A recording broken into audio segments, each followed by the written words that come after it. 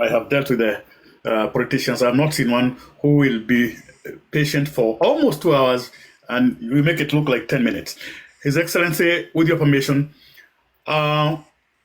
we will now go to the second session whereby you will be able to interact with Murima directly because that is where we belong. That is where we are. But before we get there, I would ask our moderators, we had so many questions. If we have those questions, I'll allow a few questions to be asked. And this goes to Sonny if she's there. You read us a few questions that have not, on subjects that are probably have not been tackled. In the meantime, people are so excited. His Excellency, watu wanauliza na tutakula dinner lini na His Excellency huku diaspora. So that is a question that I would like answered. Maybe before we get there was one issue that I wanted to spend 3 minutes to talk about, if you allow me. Yes, please. It's the issue of the IBC. This country, we had problems in 2007, post-election violence, and you know how ugly it was. And we had the Krieger Commission that made recommendations on how to avoid such situations in future. And the Krieger Commission recommended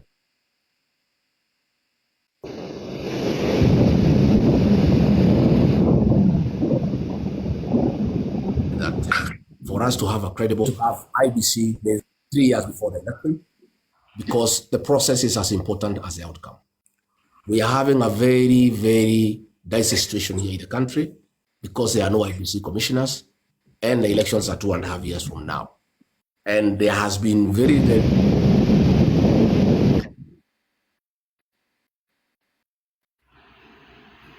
deliberate efforts by this IBC is not put in place.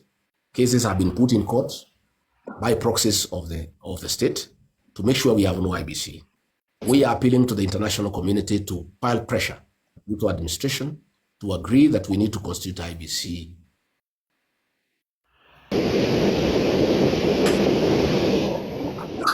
As it is already with boundary, the Constitution says that between 10 and 12 years, we should review our boundaries so that we create extra constituencies and we align other boundaries. Today, as we speak, we have no IBC to start preparing for the election. So mine is to appeal to the international community to put pressure on the government to constitute the IBC. And you have heard some very close politicians to the president making statements that are very worrisome. You heard a member of parliament saying that they can extend the president's tenure by another 24 years. You have had another member of parliament very close to the president say, even if the votes are not enough, they will manufacture them. These statements are very worrying. You saw another senator close to the president try to bring a bill in the Senate to extend the president's tenure to 7 years. And when you look at all these things and the absence of the IBC, you see a red flag. So we want as a country, because this is a democratic country that carries out elections in every 5 years. And one of the ways to stabilize a country is to have very credible elections. So we are calling upon the constitution of the IBC, we are calling upon the international community to pile pressure on this administration to have the IBC constituted so that it can start preparing for the next general election, it can start rolling out voter registration. And on that note, we have also noted that there is a deliberate effort to deny young people IDs because the Gen Zs are the ones that will determine the next governance structure in this country. And I think this administration is uncomfortable with the Gen Zs. And we have found there is a deliberate effort to make sure that young people are not being registered as Kenyans. We want to call upon the government to allow our young people to have IDs so that they get ready to prepare to register as voters so that they can.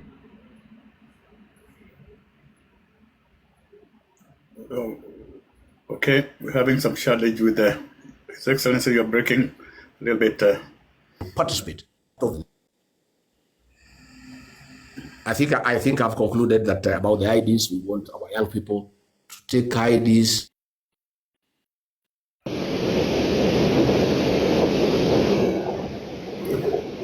and to register as voters because they'll have an income.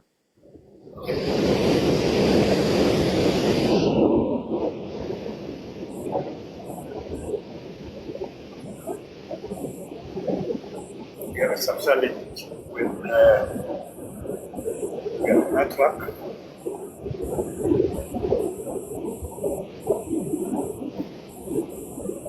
Maybe the host, you can mute your microphone. The host, kindly, you can mute your microphone to give a smooth run to the Excellency. So host, mute your microphone so that the DP can speak. Thank you. Yeah.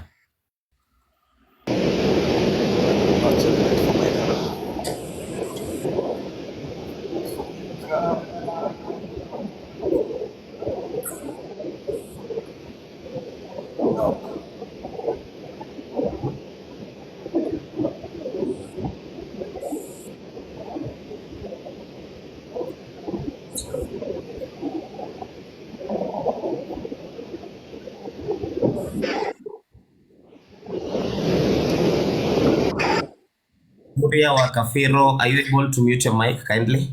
There is the noises coming from your background. So if you're able to mute your mic. Let me see, where am I?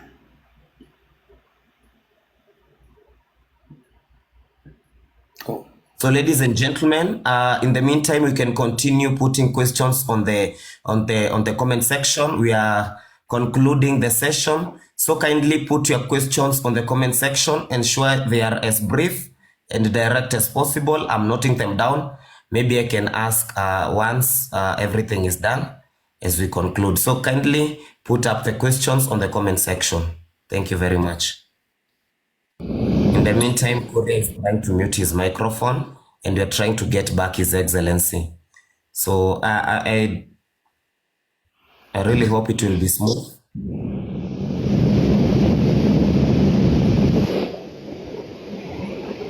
I don't know. Can you hear me now?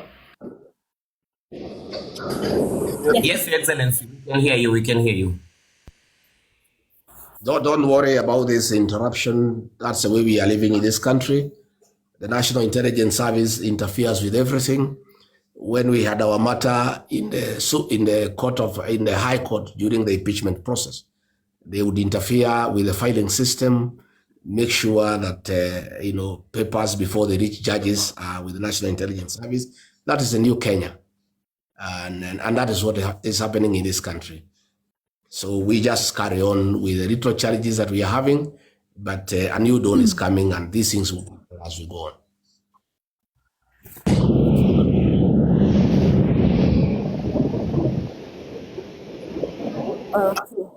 Thank you so much, Your Excellency. And as the host tries to mute his microphone, I think he can read a few questions that I have written down from the comment section.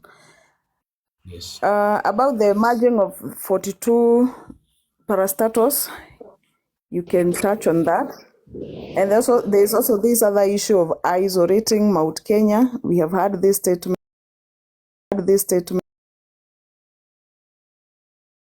Mount Kenya. Then there's also this of IBC you've touched, and also give Kenyans the way forward. Now that you are not in government and you are looking forward to coming up with something that is going to guide us on 2027, give Kenyans the way forward. Back to you. I think the issue of merging parastatals is clear.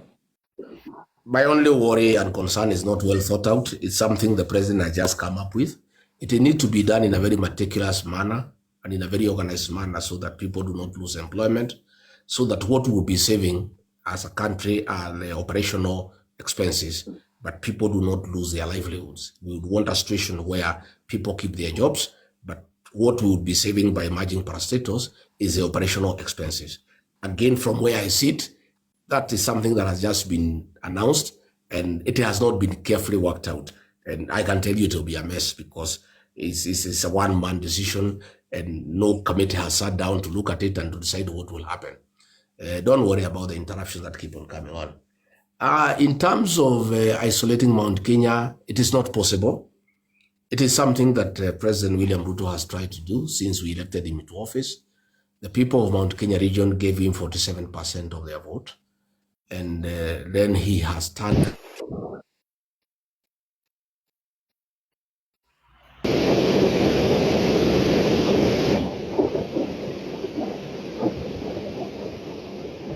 against the mountain people, the attacking of people from this region, from the civil service, from the public sector. And when you heard that the people of Mount Kenya region, why don't we have? it is not the member of parliament who is speaking. That is a script by President William Ruto. And even all these things you see, he is saying he's bringing the people of Kenya together. He is trying to bring the people of Kenya together against the mountain. But I want to assure you it will not work. The people of Kenya have a lot of respect for the people of the mountain. And I want to tell you, the vote that we gave President William Ruto in 2022 made the people of Mount Kenya be respected by other communities. And as we speak today, all other communities want to work with us. People of Western want to work with us. The people of Lower Eastern want to work with us. The people of Coast want to work with us. That plan by the president to isolate the mountain will not work. And I am reaching out to everybody, and they are also reaching out to me and our leaders.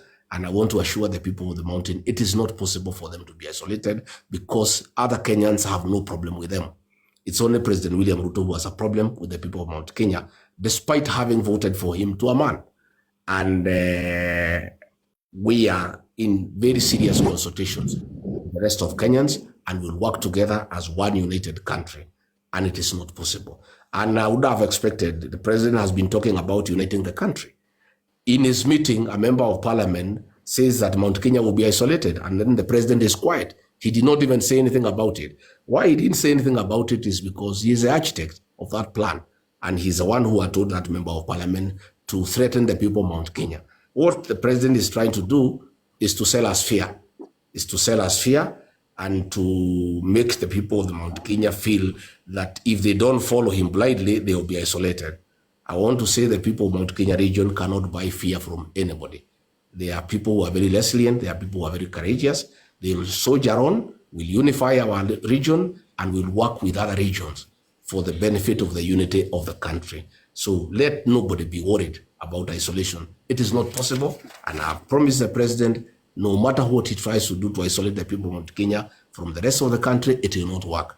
He has tried to divide the people of Mount Kenya, east and west, and I told him no. He tried to divide the people of Mount Kenya into counties. I told him no. And I can assure you, the people of this region know that he wanted to divide them and they cannot agree. And they will stay united. Will join other regions to have one united Kenya, a strong country that everybody feels safe to live in.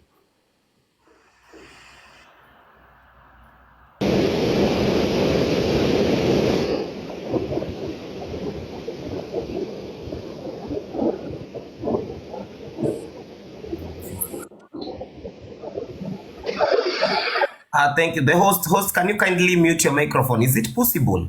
Because there is... Unfortunately, it is not possible from this end. I'm trying to... It's okay. I can only disconnect the whole life. I have nothing to do with it. Okay, let's give His Excellency the time. We'll just work with that. I think it is interference, so I'm trying as much as we can to have very limited interference. So maybe we can continue with that, Your Excellency. You are breaking maybe for a few seconds, but it's okay. We are hearing, we're getting the point. Thank you very much. You can continue. Currently, you're good. Thank you. I trust I've been hard on the issue of isolating Mount Kenya. I've said it's not possible. It's a scheme by President William Ruto, and it will not happen. He has tried to divide the mountain. We will not allow him. He has tried to divide Mount Kenya and East. We will not allow him. He has tried to divide the mountain into counties. We will not allow him. The mountain is solid, is united, and cannot agree to be divided by President William Ruto. Other communities want to work with us, and we are going to work with them, and we shall have one strong Kenya that is good for all of us.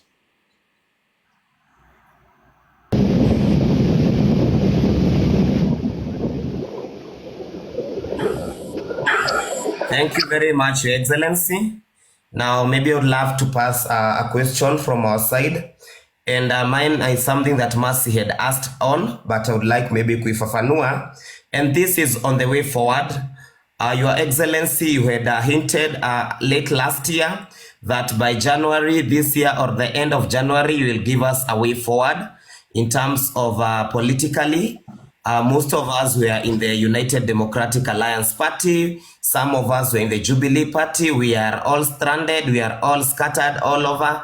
And we are really looking forward. We have seen so many meetings, even in Wamunyoro village. We are really anxious. So maybe the Deputy President, you can talk to the people of TikTok on maybe what is the way forward. Or are we going to have a new vehicle? And being an aspirant in the coming election of an MCA, maybe I would ask this: will all aspirants get equal chances to fight? Will it be a democratic process? Will you get equal chances, especially the young people, whereby we have seen systems eating up aspirants for the highest bidders and probably for people who are not even qualified? Your Excellency, are you giving us a new vehicle, and are you assuring us that under you and under your vehicle we will be able to have free bado sasa hivi saa ngapi? Sir, thank you. Thank you very much. After what happened last year, I did give a commitment to our people that I'll consult extensively with our people, with our church leaders, with our business people, with our professionals, elected leaders, opinion shapers, the Gen Zs, and everybody, including ordinary people, hawkers, matatu drivers, market traders, to listen to their views. I really believe in people-centered decision-making process. I cannot, as Rigathi Gachagua, give any political direction to our region or to the country, because I cannot.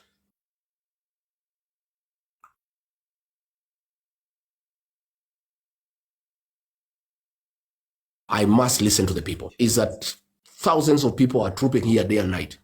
I post a few meetings of those who want to be known that they have come to see me. I have many other people, church leaders who don't want to be seen, professionals who don't want to be seen, business people who think if they are seen with me, the government will interfere with their businesses. They are talking to me quietly, and I've received all manner of views from across the country. And I continue with that exercise. I am not yet complete. I had believed that by end of 31st of January, I'll have a good report to give back to the people. And that is looking quite challenging because of the amount of views that are coming. There are so many people who want to tell me what they think we should do and what is our direction going forward. So I am trying to condense those views. Others are sending on email, others are sending WhatsApp messages, others are text messages. And I continue having very extensive consultations. And I hope that by the end of the month, I'll have something to give back to the people. If I am not ready, I'll ask for a little bit more time. I'm hoping I'll be ready by the end of the month so that I can be able to tell the people what people have told me. I have no view of my own. I am a people-centered leader. I don't make any decisions on my own. I listen to the people, and I have tremendous respect to opinions by the people and what the people think and what they feel. So that is what I am working on. Of course, I'll be saying about a vehicle, but that has come out very clearly in the preliminary proposals and opinions that have been presented to me. Many people feel that they are through with UDA and they want nothing to do with UDA and they want a new party. Many people feel that it was a very great mistake for us to join President William Ruto without our own party, and they feel we made a very serious mistake, and they feel that we need our own party that we need to negotiate with other stakeholders going forward. Those are views that I continue collecting. And again, I want to confirm for the avoidance of doubt. The people who come to see me in Wamunyoro and they hold various positions, My meeting with them does not in any way amount to an endorsement. I'm not endorsing anybody for any seat. And I cannot pretend that I can do that because it is the people who decide who their leaders are. I am a strong believer in the slogan by Kenneth Matiba. Let the people decide. I am not endorsing anybody. All those people who are coming to see me are bringing me their views. Others probably want to be seen with me and with a photograph. Probably they think it can improve their political fortunes. And there's nothing wrong with that.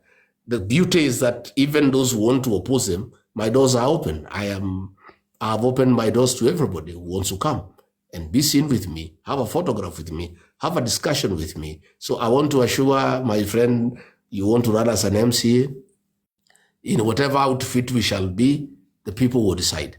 Regarding GACHAGUA has only one vote. Even the one of Pastor Dorcas, he cannot influence. He would have to talk to her if he wants her to move in a certain direction and persuade her. He cannot decide for anybody on who will be their leader, who will be their governor, who will be their MP, who will be their senator, who will be their MP. The people will decide. And I am a strong believer in the slogan by Kenneth Gido Matiba, let the people decide. And that is what should happen in a democracy where everybody is given a chance to persuade the people that you are a good leader. So I want to beg you to hold your horses, allow me to continue with the consultations. They are causing a lot of jitters. You can hear everybody now is just abusing me in Western Kenya. The president and his team went there for a development tour, and Rigathi Gachagua has become the center of that tour. Instead of discussing roads, they are discussing Rigathi Gachagua. Instead of discussing water, they are discussing Rigathi Gachagua. Instead of discussing sugarcane farming, they are discussing Rigathi Gachagua.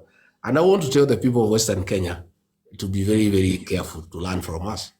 The president was here for 5 years. He would spend 6 days here, he would spend 7 days here, and that's the way he convinced us to vote for him. So you be very careful. You can learn from us. You are just being wooed the way he wooed us. Now he doesn't come here because we know him. You know, he cannot repeat the same thing again because he was here. He was here in church every Sunday. He was in every village. He knew every road by name. Now he has disappeared because the people of here have known him. They have known that all those things he told us were not true. They were lies. And he cheated us and he conned us. So I want to tell the people of Western Kenya to be careful. We have seen that script before. What is happening is what happened to Mount Kenya region. So he is 6 days, 7 days in Western, promising this, promising that. Nothing will come out of it. And I would like to ask the president and those in Western Kenya, please deal with the issues in Western Kenya. There is a road infrastructure that is very wanting. There's no water. There are no drugs. People have problems. The sugarcane factories need to be sorted out. Rigathi Gachagua is not the solution of the problems in Western Kenya. A whole president and the whole brigade goes to a whole region. Instead of discussing development, they are just discussing Rigathi Gachagua. Rigathi Gachagua is not a road in Busia. He is not a water pan in Vihiga. He is not a hospital in Luanda. How come you have trivialized a whole tour of a region to one person? You are just discussing a person, instead of discussing the issues that are a challenge to the people of that area. And also it's good to respect the people. When you talk about corruption, the people of this country, including a grade 4 child, knows who is corrupt. You don't even to ask them who is corrupt in this country. When you talk about incompetence, the people of Kenya know who is incompetent. That is where we are as a country. That is sheer incompetence. If you ask people in 2 years what has happened in this country, that is sheer incompetence. So when you talk about people who are corrupt, people who are incompetent, just take the mirror, look at yourself, because the people of Kenya know better. They know exactly where we are. People are very intelligent. You know, it's the way we used to have in Nairobi, a pickpocket would snatch a bag from somebody and then would point to the same person and say, thief, thief, thief. And then the people would run against that thief. But people are very intelligent today. When you speak to people in Western Kenya,